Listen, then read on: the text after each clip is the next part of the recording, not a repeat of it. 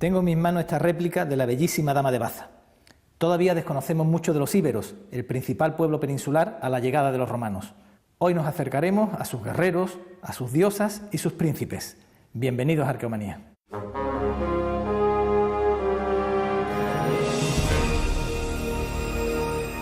Uno de los grandes enigmas de la arqueología española son las damas íberas. En 1971, en Baza, provincia de Granada, se descubrió una escultura policromada de una mujer.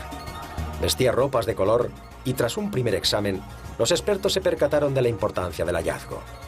Pero se abría una incógnita fundamental. ¿Era la Dama de Baza una reina, una diosa o una virgen? Yo la vi. Fui allí porque yo estaba estudiando en Cástulo, me llamaron y me dijeron, ven mañana por la mañana. Y yo fui a dormir allí, a Baza, y al día siguiente fui a primera hora y yo vi a las viejecillas que creían que era la Virgen santiguarse ante la Dama de Baza y arrodillarse. Y se corrió la voz en el pueblo, que era la primitiva imagen de la Virgen, y hay una disposición del Ayuntamiento de Baza de que la Dama de Baza se lleve a la iglesia y se ponga al lado de la patrona. El Cerro del Santuario se sitúa frente a Baza. Está flanqueado por la vieja ciudad de Basti y por el Cerro Largo, una necrópolis íbera. En esta oquedad, hace 2500 años aproximadamente, se enterró en una gran tumba la escultura de la llamada Dama de Baza. La operación de traslado y descenso de la imagen no debió resultar sencilla, dado su elevado peso y el desnivel de unos 2 metros que tuvieron que salvar para colocar a la dama. Junto a ella se introdujo un ajuar de piezas de cerámica. La tumba fue sellada tras un ritual que se supone complejo y nunca se profanó. En 1971 se produjo su hallazgo. No fue un encuentro fortuito. Las circunstancias del hallazgo hay que marcarlas dentro de una excavación sistemática, es decir, no fue un hallazgo casual, no se trató de una remoción de tierra y que de pronto apareciese la estatua, sino que se llevaban ya 3 campañas de excavación. Realmente se empezó en el año 1968 y fue el 20 de julio del año 71 cuando se encuentra la dama. Es en sí una funeraria. Bajo el brazo derecho hay un hueco donde se depositaron las cenizas de una mujer joven, todo eso está ya perfectamente documentado, que debía corresponderse con un personaje de la alta aristocracia de la ciudad de Basti. La excavación se llevó a cabo con los estándares de la época. Algunos datos muy relevantes, como la datación del enterramiento, no se efectuaron de manera científica, y hoy en día es casi imposible realizarla ya que la tumba ha sido prácticamente destruida. Por el estilo artístico de la escultura, su creación se sitúa en el siglo IV a.C. La Dama de Baza con seguridad es del IV, con seguridad absoluta, por una sencilla razón. Uno de los sistemas de datar pues son las monedas, pero en esta época no había monedas, pero había vasos griegos. Y entonces los vasos griegos hoy día están ya muy estudiados y se puede le dan a usted un trozo de vaso griego y dice usted esto es el 375 y es de fulanito de tal. En las 3 necrópolis íberas excavadas en Baza han aparecido más de 170 tumbas de diferentes tipologías. Estamos en una verdadera ciudad de los muertos. Hay 4 tipos de enterramientos. 4 tipos de enterramientos que, curiosamente, la otra necrópolis que hay en nuestra espalda, en Cerro Largo, en el año 1800, el maestrescuela Pedro Álvarez Gutiérrez ya lo había también documentado, que se corresponden desde un simple agujero en el suelo, una pequeña fosa donde coge estrictamente la urna cineraria sin ajuar o con un mínimo ajuar, tumbas un poquito más elaboradas con una estructura de adobe y mortero, otro nivel ya superior, todo ello ligado, conforme va complicándose la estructura de enterramiento, también al ajuar que contiene, de tipo cistoide, como algunas que habéis podido ver, y en última instancia las grandes tumbas de cámara, como la 155 en la que apareció la dama, que tienen en torno a los 2 metros, 2 metros y medio de lado y otros tantos de profundidad. La ciudad de los vivos se situaba a escasa distancia sobre el Cerro Cepero, un promontorio que después presentaría una importante ocupación romana. La Basti íbera se convirtió en ciudad estipendiaria de Roma, es decir, sujeta a tributos. Su papel estratégico como puente entre el Mediterráneo y el Alto Guadalquivir, fundamental en el comercio de mineral y en las importaciones orientales, permitió que se creara una élite dominante, una clase dirigente habitual en las ciudades íberas.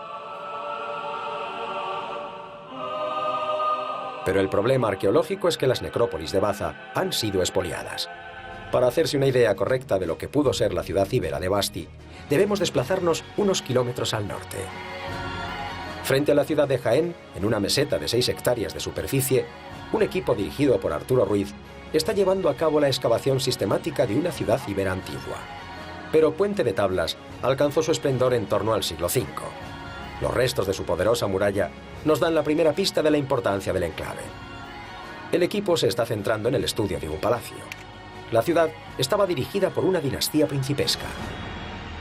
Sabemos que son aristócratas que se organizan a partir de un sistema de clientelas, de tal forma que la gente se va sumando al linaje del aristócrata casi por una vía de fidelidad y de adopción, y que precisamente, bueno, a cambio de eso le ofrecen la posibilidad de darle armamento, de darle una parcela de tierra, pero la suerte para el príncipe es que en función del número de clientes va consolidando su papel como personaje poderoso. Es decir, quien le da la fuerza es el número de clientes que tiene. En este dibujo de trabajo realizado por el propio Arturo Ruiz, se observa claramente el estilo del palacio. Actualmente puede identificarse la puerta principal, un patio distribuidor, las zonas públicas y reservadas y los restos de un santuario familiar. En su tiempo de apogeo, este palacio sería visible desde muchos puntos de los alrededores, marcando un lugar de poder, una verdadera sede real. La construcción de la ciudad de Puente de Tablas responde a un plan urbanístico perfectamente calculado. Los investigadores han descubierto, gracias a un sencillo reloj de sol, que la alineación de las calles y viviendas se hacía a partir del norte geográfico. También han calculado que los constructores de Puente de Tablas empleaban una proporción constante, una especie de sección áurea, a partir del triángulo. Los trabajos actuales se centran en la topografía del Palacio Real y en análisis arqueométricos de los materiales excavados. Gracias a las mediciones exactas que realiza el equipo, en la que se emplean las más modernas tecnologías, como el GPS, se podrá reconstruir virtualmente el Palacio de Puente de Tablas. En la actualidad, la tecnología y la ciencia permiten la obtención de un gran número de datos. Uno de los procesos más interesantes es la llamada flotación de materiales. El sedimento excavado se vuelca en cubos. A estos cubos se les añade agua. Al cabo de unos minutos, los materiales más ligeros, como las semillas y los carboncillos, flotan. Después, se extrae el agua de los cubos, vertiéndola en un tamiz, y el sedimento ligero se limpia con abundante agua. Es un trabajo agotador, ya que hay que tamizar miles de kilos de tierra. Una vez que se han decantado las semillas y los carboncillos, se trasladan al laboratorio del Centro Andaluz de Estudios Ibéricos, ubicado en la Universidad de Jaén. Allí se estudian al microscopio y se comparan con bases de datos. Este prolijo trabajo permite conocer el tipo de vegetación de la zona, lo que es muy importante para la reconstrucción del paisaje y su evolución en el tiempo. También es fundamental para conocer el tipo de producción agrícola. Llama especialmente la atención el empleo de un escáner en 3 dimensiones que permite la reproducción exacta de las piezas arqueológicas extraídas en las excavaciones. Todas estas tecnologías nos permiten acercarnos con mayor fiabilidad al pasado y así conocer mejor todos los detalles de la vida durante la antigüedad. El mundo íbero era un mundo de príncipes, diosas y damas misteriosas. Un mundo que cada día está mejor documentado. Este relieve se corresponde con la llamada danza bastetana, la danza ritual de los pueblos bajo el influjo de Baza. El relieve puede verse en el Museo de Jaén, junto a una impresionante colección de arte íbero. También pueden contemplarse las famosas falcatas íberas, monedas, cerámica autóctona y otra de clara influencia griega. Llama especialmente la atención una colección de exvotos.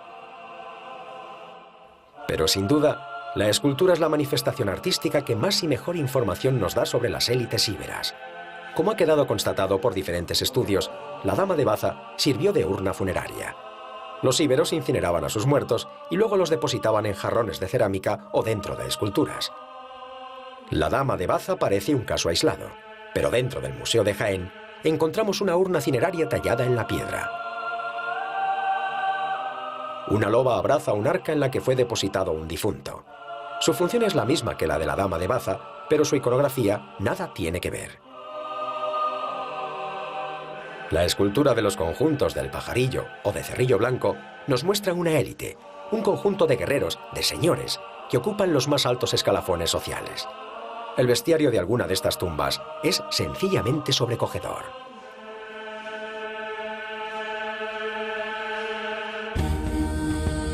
Está claro que la Dama de Baza está vinculada a las élites íberas. Fue una urna funeraria, de eso no hay duda. Una paloma que sostiene en su mano izquierda hace pensar a algunos investigadores que se trata de la representación de una divinidad.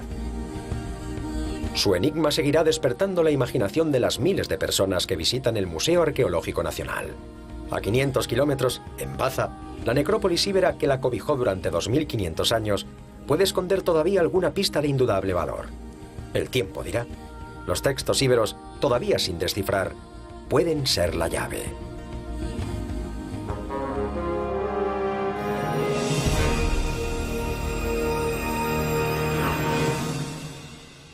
Yo soy medievalista porque me gusta la historia de las ciudades. Que es un mundo que nunca acaba, o sea que cada día cuando tú te levantas tienes que pensar en el artículo que estás redactando o el artículo que habías redactado ayer y decir, bueno, tengo que volver a escribir, tengo que volver a leer. O sea que es la fuente de un reflexionar de cada día.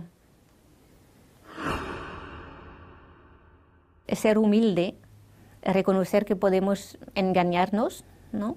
Y eso, sobre todo ser humilde, quedarnos muy humilde, ¿no? Porque sabemos algunas muy pequeñas cositas del pasado, ¿no? Y la mayoría de las cosas no las conocemos, quedan bajo tierras.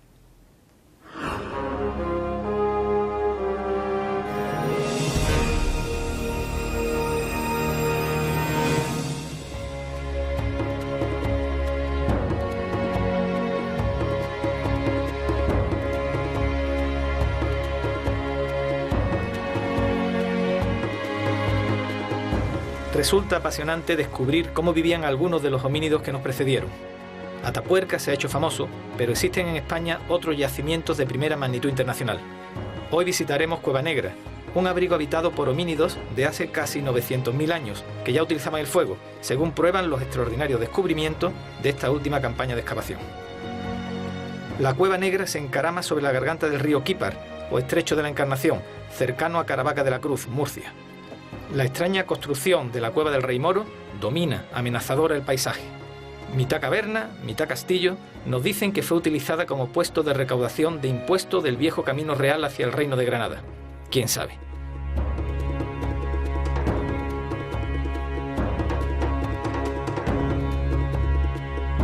En todo caso, Cueva Negra se encuentra en un lugar privilegiado en el que la historia se ha empeñado en condensarse. ¿De qué cuadrícula es?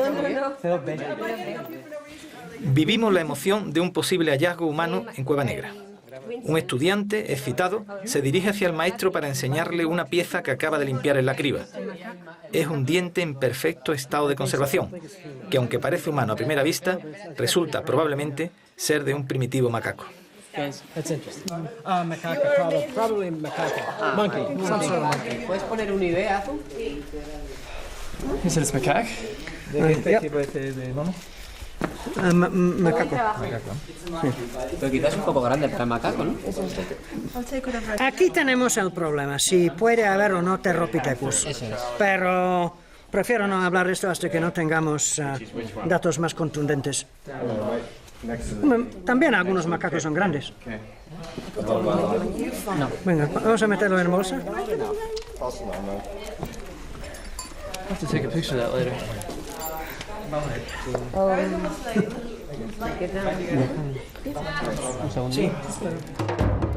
La cueva se eleva en la actualidad unos 40 metros sobre el cauce del río Quípar, pero en tiempos remotos estuvo en la orilla de un lago. La elevación del terreno secó el antiquísimo mar de Tetis hace más de 500.000 años. Aún se puede observar las sucesivas terrazas del lago que desaguó por el Estrecho de la Encarnación. El sedimento del lago colmató la cueva con una capa de tierra muy uniforme, con varios metros de potencia. Michael Walker, director de la excavación, le otorga una antigüedad entre unos 990.000 y 780.000 años. la técnica que realmente demuestra la antigüedad superior es la técnica del paleomagnetismo, que ha sido realizado por investigadores de Berkeley, que vinieron aquí a tomar muestras y luego las estudiaron en Berkeley. El paleomagnetismo es una metodología que aprovecha del hecho de que en distintos momentos en el pasado, en épocas geológicas, los polos del globo terráqueo se han invertido. Es como el planeta es como un gran imán y de vez en cuando... El norte pasa al sur. Exactamente. Y entonces esto afecta la polaridad de los pequeños granos metálicos y de mineral en el sedimento, que también tienen una polaridad influida. Con lo cual podemos saber la polaridad de cada estrato, si estaba en la normal o en la invertida. Exactamente. Si tú sabes qué periodo, cuándo cambian de polaridad, puedes saber qué fecha, entre qué intervalo está, ¿no? Hoy en día hablamos de la polaridad normal, o Kron-Brunes, por el hombre que lo descubrió, que empezó hace 780.000 años. Antes hubo una inversión, y este Kron se llama Matuyama, y todo este sedimento pertenece al final del Kron Matuyama, o sea, entre hace 990.000 años y 780. En términos redondos, unos 800-900.000 años. Estamos, pues, a finales del Pleistoceno superior, cuando el homínido que habitaba Europa entera era el conocido como Homo heidelbergensis, heredero de los Homo erectus que emigraron de África. En Cueva Negra se han encontrado 2 dientes perfectamente conservados de heidelbergensis, de unos 900.000 años de antigüedad.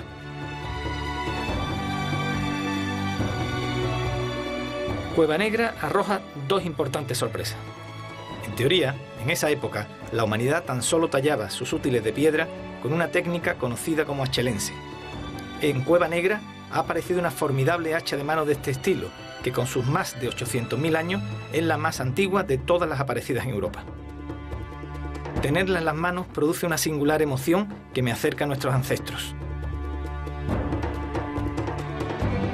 La primera sorpresa salta al encontrar tallas mucho más evolucionadas, que implican una mayor habilidad y capacidad de abstracción de lo que hasta ahora le suponíamos, ya que se parece al estilo de talla musteriense que usaron los neandertales 600.000 años después.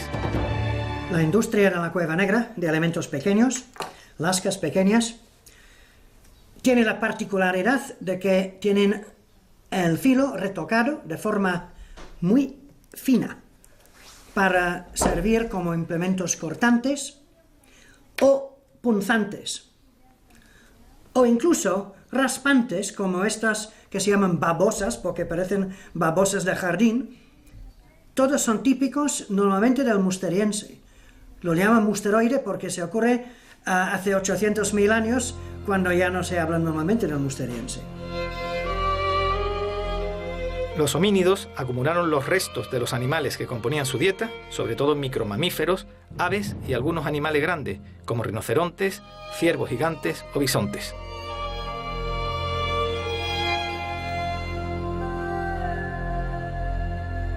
La segunda sorpresa la vivimos in situ, al aparecer durante nuestra visita huesos calcinados que apuntaban el uso del fuego para cocinar por parte del heidelbergensis.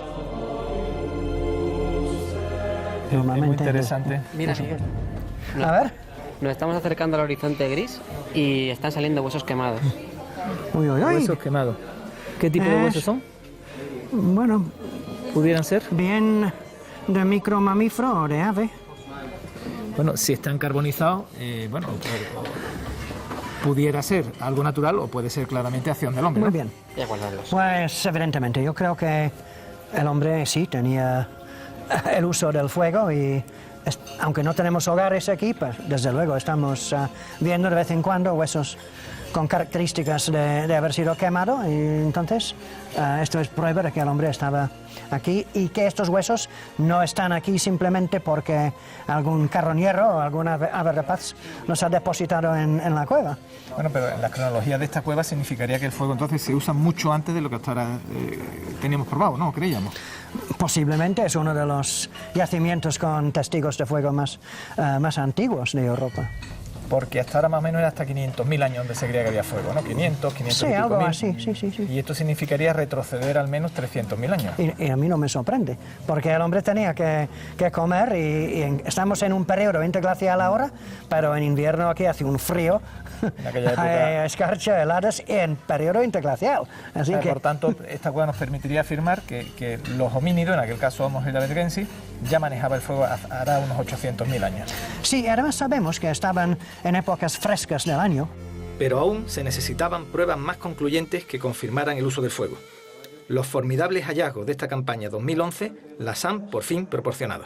En primer lugar, la presencia de huesos totalmente calcinados, o sea, la combustión total de los componentes orgánicos. Por eso tienen el color blanco, o casi blanco, un gris muy claro. Otros quizás todavía sin combustión total, pero esto es inconfundible. Luego, lo más espectacular, levantamos este pequeño bloque de sedimento sin saber que debajo iba a haber un pequeño bloque de sílex totalmente descompuesto por el calor. Como podemos ver aquí con estas pequeñas esquirlas partidas por el calor intenso, probablemente sobre 800 grados. Los descubrimientos de Cueva Negra nos permitirán iluminar uno de los episodios más desconocidos de nuestra evolución como especie. Hoy ya sabemos que el Homo heidelbergensis fue más hábil e inteligente de lo que habíamos pensado hasta ahora. Nos despedimos con nuestro pequeño homenaje a la ciudad de Lorca. El feroz terremoto también afectó a su museo arqueológico y piezas milenarias pudieron quedar destruidas bajo nuestra custodia. Toda una lección.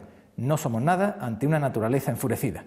Y no olviden que en el próximo programa vamos a continuar contándoles lo que ocurrió hace mucho, mucho tiempo.